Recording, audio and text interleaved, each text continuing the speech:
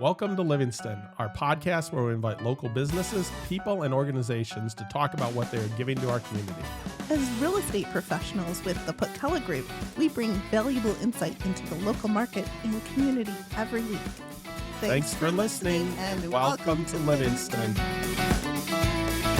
Hello and welcome everybody to another episode of the Welcome to Livingston podcast. My name is Don Putkela. And I'm Angela Putkela, and we're with the Putkela Group Real Estate Professionals. And our podcast has been brought to you by Jim Paquette at Lake Michigan Credit Union.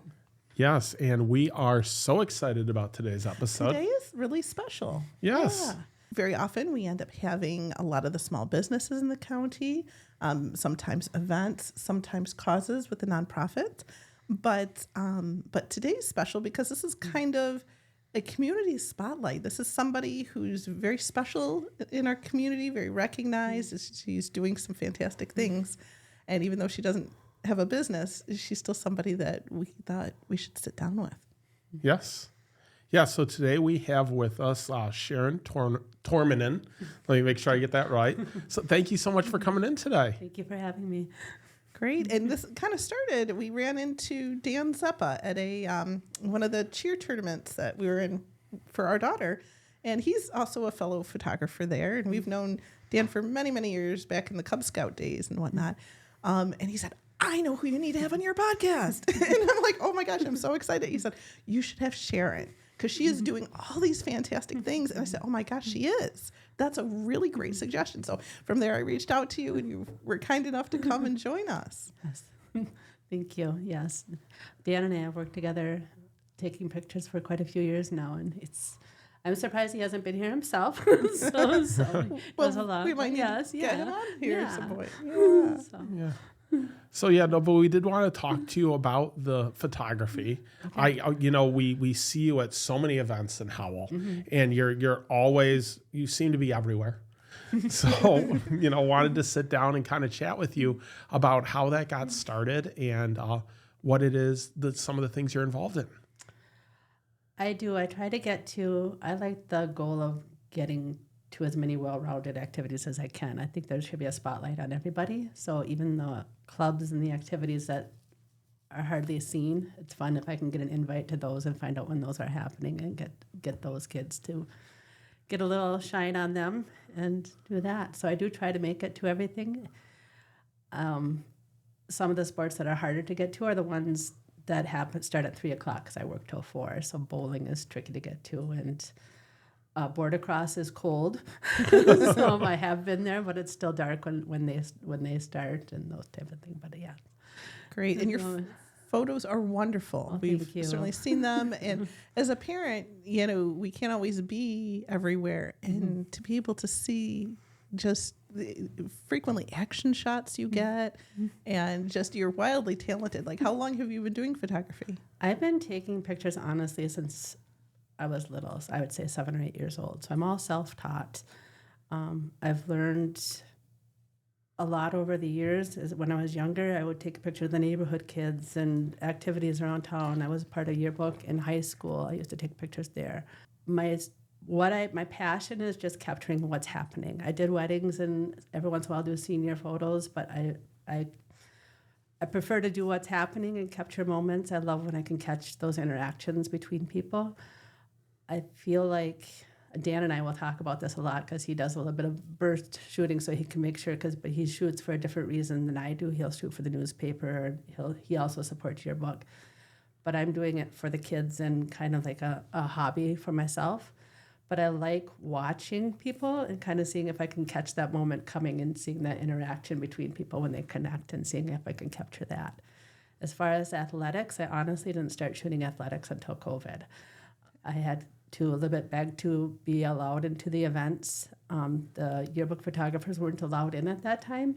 And I felt like that was even more important that those kids got a spotlight on them and be able to see, the community be able to see what they're doing when no one else was allowed to watch. So that's really when that part of it took off.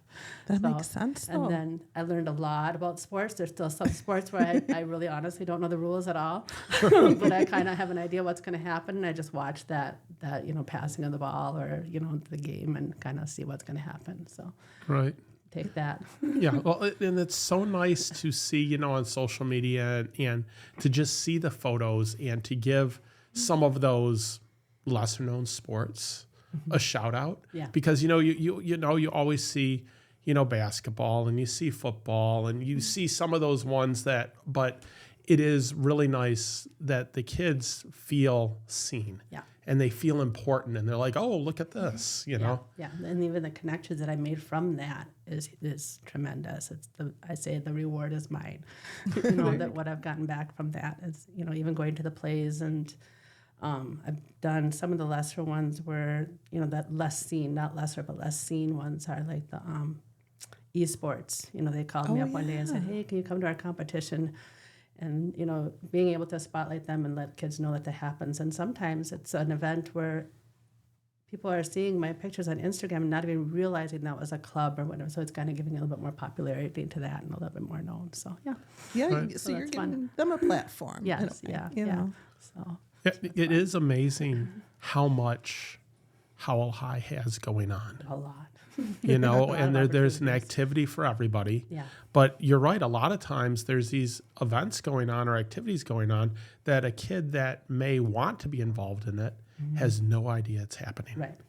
Exactly. I know that we tried to get like a chess club going, and that was we tried to use that as a platform to help grow chess, and we were able to do it for 1 year, and then that kind of fell off. But it's just getting that out there and getting that information out there and letting them know that exists. And, yeah. Right. So Making a difference for sure. Yeah. Hopefully. We asked Colin this morning, and one of the questions he came up with is like, "Wow, what's it like to be so widely recognized?" I'm like, "Really?" He said, "Oh, everybody knows Mrs. Tormanen.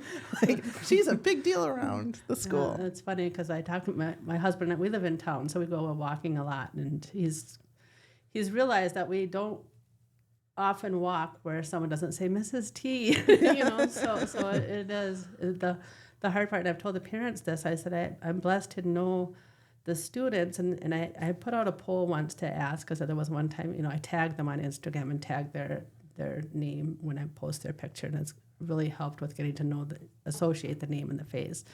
But I don't always know the parents, because the parents don't have a roster and their number on their chest. Yeah. So I don't always know who they are, and they'll come up and say hello, and sometimes it takes me a minute to figure out who the connection is, but yeah.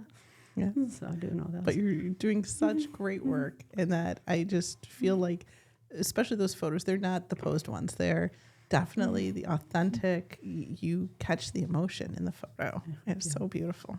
Now, my favorite praise of all time is if someone sees a photo and it makes them cry, because I think I've caught something there that they treasure and want to keep, and something special to them. So Absolutely. Oh, that's so special, and I can believe it from everything I've seen. yeah, thank you. Right. No, I assume once you started doing the sporting events, and as you're going to more events and that, I'm assuming the kids almost look for you while they're there. They do. Right? They do. I mentioned at a homecoming parade, for instance, a couple, say 5 years ago, I was able to go and really get candidates, and which is what I love.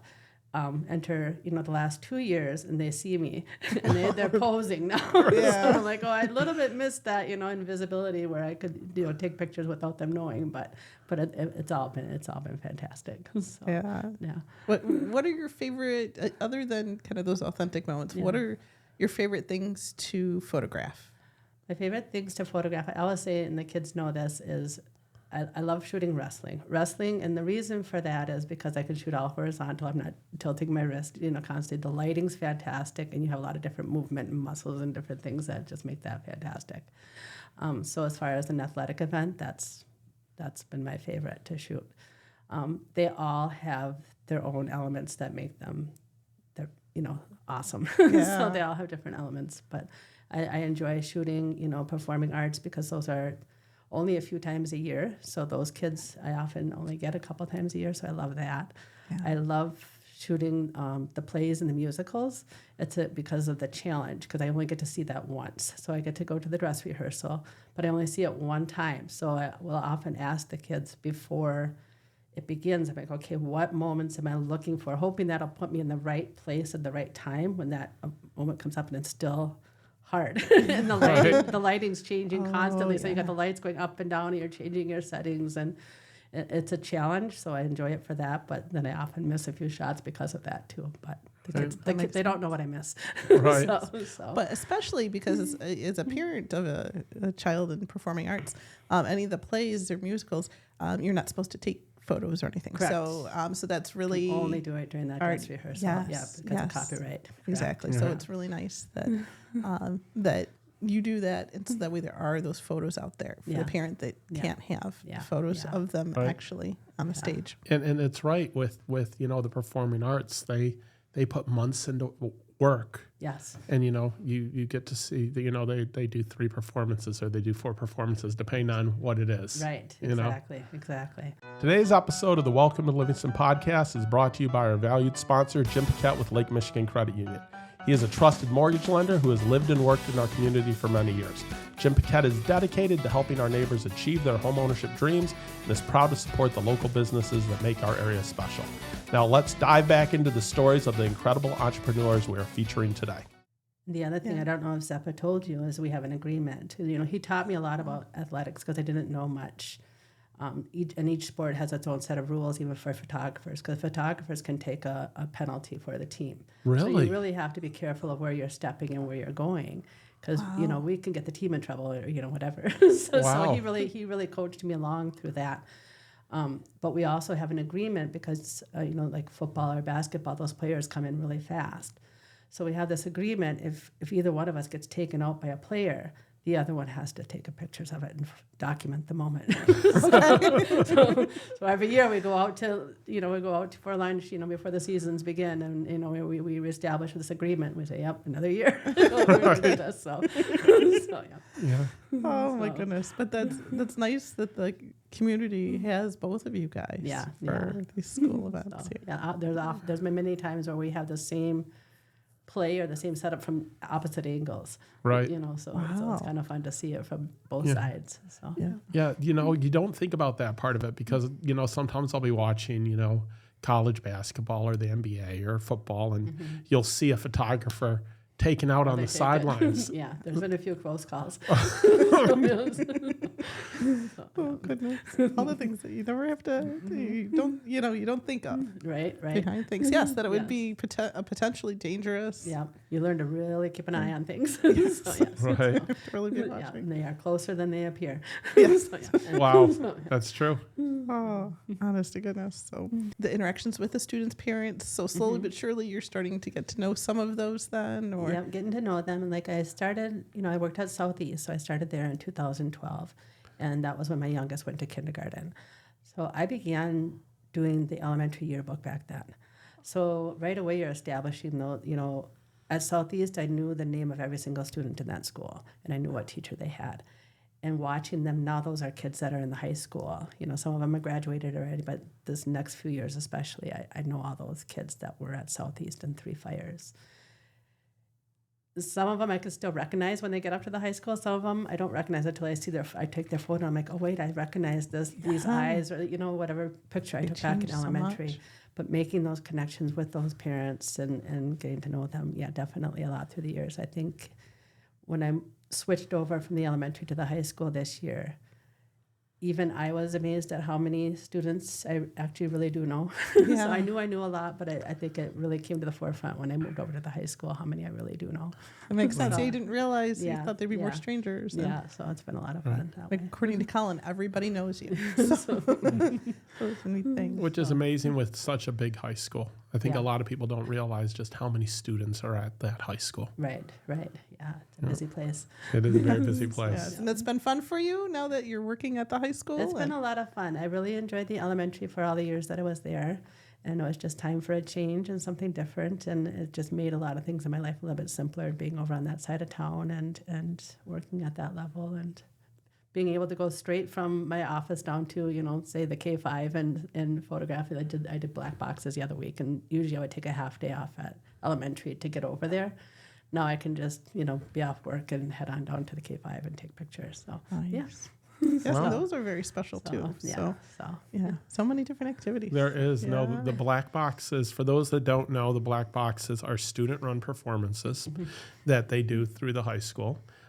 Student directed. They some take cases care of student written. some cases. Yeah, there was one that was student written this year. So it's amazing. Again, in any of these clubs, that from the outside you don't realize the amount of work these kids put in to the clubs and the sports, and still being able to take care of their classes and everything else. It's really, all encompassing sometimes. Yeah, it really is. Yeah. Makes a difference. And then in your free time, which is shocking to think that you have any, right? You've been very involved in the sheriff's office, in which case, until you mentioned it, I was not even aware of. Okay. So wondered if you wanted to tell us a little bit more about that. I would love to. So back in 2018, the sheriff's office annually puts on what they call the Citizens Academy. So it's just an academy that anybody can go into. You kind of apply, let them know you're interested in joining this academy. It runs for they changed every year. They've expanded it since I went, but 12 to 18 weeks, somewhere in that range. And each week you learn about something different within the sheriff's office. So you might, we got a jail tour. We learned about the everything. We learned about everything. So we learned about all the different departments, the dive team, and we learned about, the animal control and all the different departments. And in 1 week, they came in and they talked about this victim service unit that they had just started that year. And I got goosebumps. I said, that's something I want an application for. I want to do that. So they took me on.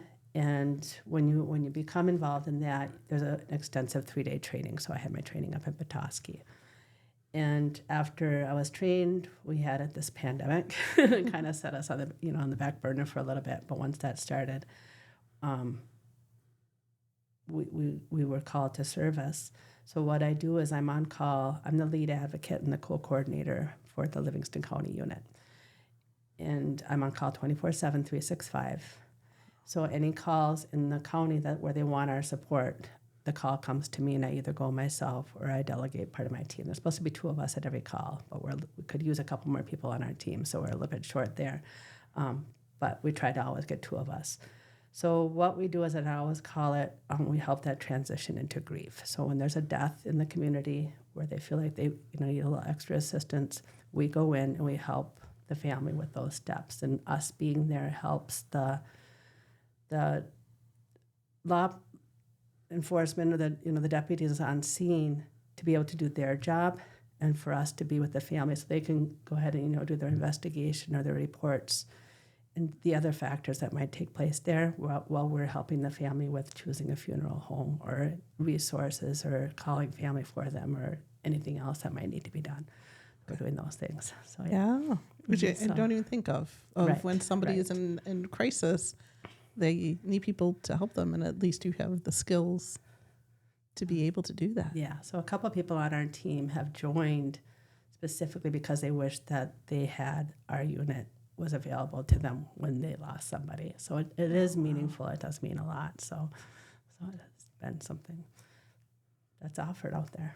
Wow, that's amazing. And it's something that if you didn't know about it, like you said, one, you never knew it exists. Right. Or just thinking about it, you can realize how important the job you're doing is, Right. because they're in crisis. There's so much going on Yeah. that a lot of times I'm sure you walk into situations where the people have basically shut down. Definitely. So we just go in and we try to get to that place where we could communicate with them often. I'm there when the medical examiner's there. So the medical examiner's telling me, hey, if you can, see if we can get them to pick a funeral home, because that's going to be the next step. So just trying to, gently push that conversation along and get them to make those hard decisions at that time is kind of what we're there for. You never know when it's going to hit. So it's a matter of, does it feel like the bat signal goes off? Your phone rings and it's like you are needed. Yeah, exactly. So it could happen any time of the day or night, and it has. So it does, and it happens anywhere. So just always being ready to go, or being ready to delegate those calls and take care of what needs to be done. So yeah. What a great resource. And that, you never know what somebody is involved in behind the scenes, right? Right. And it sounds like it's the kind of thing that you guys could use more volunteers as well. We could definitely use a couple more volunteers. I have my volunteers fill out a calendar of availability. And again, we're trained that we need to have 2 people at all times that go. And unfortunately, it's our day positions definitely that are harder, but we could even use another person in the evening that could be able to support that type of need. So I'd be willing. And the availability, it's not in our county. In each county does theirs different. In our county, it's worked out where people just put in what they're available. And then, as long as we're filling out the calendar, then that's good. So, yeah. So it helps, makes a difference. It is. And it's got to take a special type of person to be able to, not only handle someone else's grief and help them through that, but be able to be calm in that situation. Yeah. So, hats off to you for being able to handle that and being able to have the empathy needed for that type of situation. Thank you. Yeah, it's been, I think when I first began, they teach us in that extensive 3-day training that I mentioned that it's not unusual for someone to join and be a one and done, go and, this is just not for them, Right. But, I've been on near 70 now, and I don't see that, I don't imagine ever being done. It's something that I do definitely feel called upon to do, and am grateful that I've been given the opportunity to help however I can. So, yeah. And making such a difference in the community. Yeah, thank you. Honest to goodness. And then what happens if there's multiple family members and you guys have to be in a couple different places? That hasn't really happened. I think only one time where we divided, where we had to go do another notification at the same time, let another family member know type thing. And but we're never left alone. The deputies are always there with us. They'll never leave us, so we're there at the same time as law enforcement. So there's never any feeling of being unsafe or anything like that. So, that's good. Yeah. Because in a lot of cases, you're there when they find out. Yep. Sometimes I'm actually doing the notification with the deputies. Wow. Yeah. So there's that too. So. Goodness, that's definitely a powerful thing that, that's a special role that, to Don's point, definitely takes a special person to be that calming force. Thank you. So. Good for you. Wow. Oh. It's amazing to think that you have enough time for all of these things. My gosh. Holy cow. No. So a lot of times what I like to ask is, what do you like best about Livingston? That you're obviously very connected and involved in the county, and right, there is so much to like about the county. So there is, it's a fantastic community. I've been blessed to learn that through the school district and through the other things that I do. And there's so many great people. And I think back to 2012, I never planned to go to work. I was only going to sub twice a week. And I got pulled in, and the reason you get pulled in is because of the people, right? So you get pulled into that because of the people in the community and wanting to do what you can to even do your little part. Yeah, So, right. yeah. this is true. And I think having kids go through the school district really adds a whole element to things too. Yeah. Because you're experiencing firsthand what your children are seeing and feeling Correct. and doing. Yeah. I've had 4 kids go through. So, yeah. Wow. Wow. Yeah. Yes. And I think the big thing that, with talking to you and that I just, for people out there, there's so many volunteer opportunities out there that people don't, know that they exist, or sometimes know just there's a niche for everybody, right? Correct. That fits a need, that fits with the person. Yeah. I didn't even know about this program to get to know more about what the sheriff's office is doing. So that was kind of interesting too. Yeah, watch for that. They do post that on the sheriff's office site. I know there's another one coming up soon. So Wow. it is. It's Yeah, and that's a great thing because then they can find out more about what they do. Yeah. And through that, you heard about this program. Correct. So, you have to get out there to see what there is so you can get more involved. Definitely. It makes a difference. Now, for the people that take that, are they just, regular everyday people or some of them regular everyday people? So I happened to be in the very first session. So, and I came home every week. It was like once a week on a Thursday night for 1 or 2 hours, depending on who was there. And each week I came home and I would tell my husband, oh, this week we learned about this and that. So he took the next session. So he's like, oh, we definitely got to do this. So yeah, it was very informative and very interesting. Yeah, and to be more knowledgeable about the things that happen, the within, processes right? and how, what's in play. Yeah, becoming more informed is always a good idea, right? I think so. Yeah. So, I would tend to agree. Yes. Yeah. Especially in the role that you have and being involved in the schools and being involved with the students. You have far more resources available. There's a lot of crossover. I think even when I did my training again for the citizen, for the victim service unit, that was my biggest concern, was how many people I know. And I asked about that when I was training up in Petoskey. I asked there, I said, how do you handle that when you know so many people in the community and that happens? And they're like, you'll know, it'll be okay. Yeah. So, and it has been, it has been unfortunate that, yes, I have known people but I don't always know, I'm going to know them until I arrive. And I get there and I'm like, okay. But you put on that hat and you do that. And I've posted about it now and then because I want people aware that side of me is different. I don't want anyone ever wondering why the photographer, the building secretary is at this moment. Why am I there? So But it sounds like it's giving you a lot of meaning in your life too. I think so. Yeah. And it's, when you're passionate about something and making a difference to people, it's powerful. Yeah.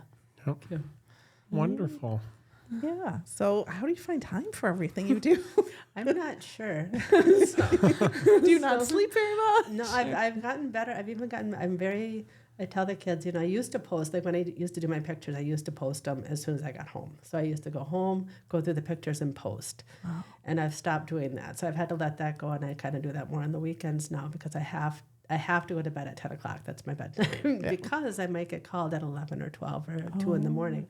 So I've been very strict with my bedtime and getting my sleep and keeping that schedule. So you do have to make that time for yourself and make time for, the activities that help you unwind and de-stress. So, I don't know. It all seems to happen. So, right. Yeah, because with the photography in the schools, there's something going on every day. I'm assuming you could go every day to an event. Yes.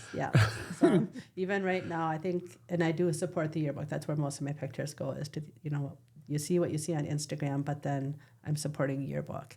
So when those deadlines hit, like I think right now we're in the winter deadline, I do kind of ease up. I'm like, okay, now I have this little break before the spring sports start, but we have the musical coming up and that'll come and those things. But so those are the things that kind of fill the gap.